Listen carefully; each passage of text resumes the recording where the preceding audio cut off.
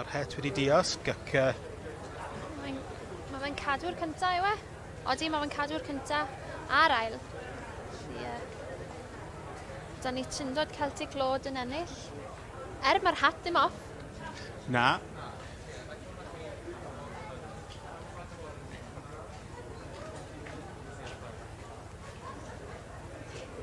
Can i weld, mae'r...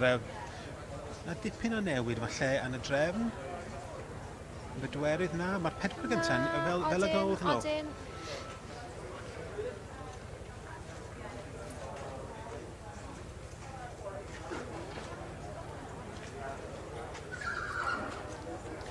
Andrew Phillips yw'r beinydd wrth gwrs. Dyn ni wedi trafod Andrew, ond Rydfa a Mar lawr yn ardal Llandysul.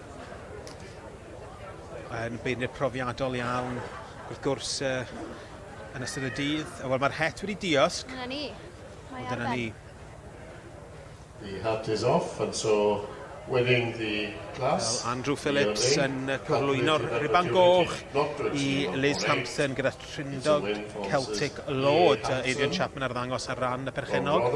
Ac ni weld, gwni cyfle i siarad efo Adrian.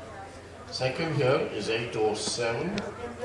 Adrian Wyn Williams from Gaerwen and East Môn with Rhianwen Princess Charlotte. Third, 806, this is D.L. Patridge from Cwmbran with Rosedale Burmese.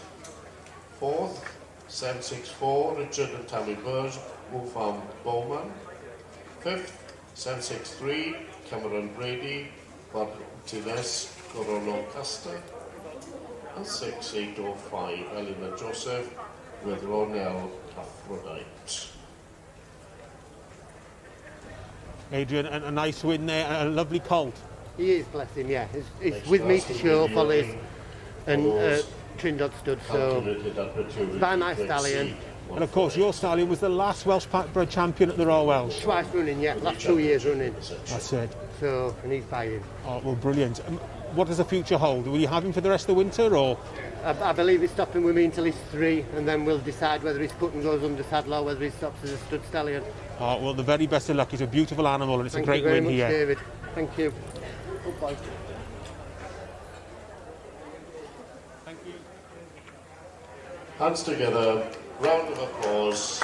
They're led out by Trindod Celtic Lord, followed by Rhianwen Princess Charlotte, Rosedale Burmese.